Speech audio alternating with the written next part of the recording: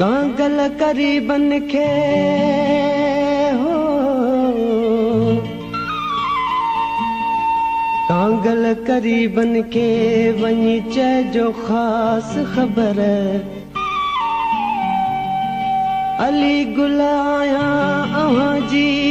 पर कान्हे का वाहर बेवस बंद दर आऊं अचण तां आती आहियां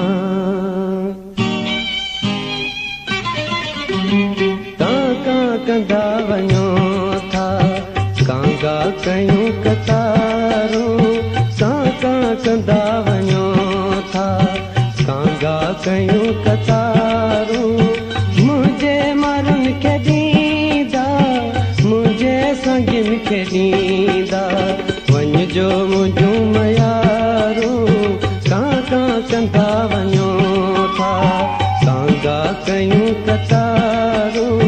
कां कंदा वञो था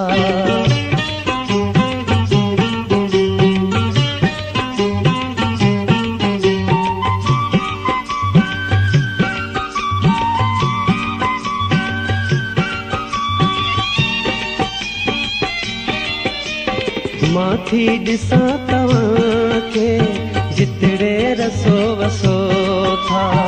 माथी ॾिसां तव्हांखे जितड़े रसो वसो था उहे था कहिन पुराणा घस ॾेई जिथां घसो था छोड़े माल था कयो पिया छोड़े माल था कयो पिया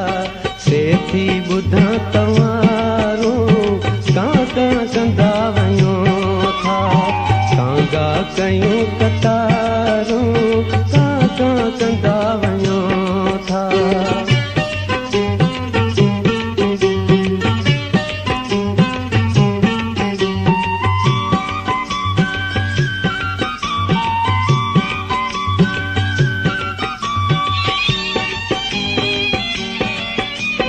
पोशाकूं की न पायां लोई लाहे लजायां पोशाकूं की न पायां लोई लाहे लजायां सुके साग लाए सिकां पई ज़रदा ज़हर थी भायां बुखियो पेट ऐं बुखी बुखियो पेट ऐं बुखी चन खीर पिया था मारू कां कंदा वञो था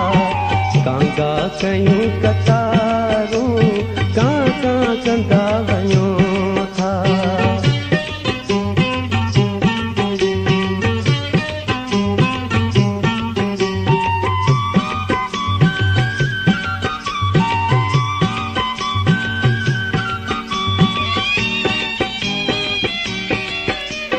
अली गुलऊ में दुआहिन ईंदा सजण से सांगी अली गुलऊ में दुआहिन ईंदा सजण से सांगी परची नेठ पवंदा मूंसां झूनिड़ा हुजांगी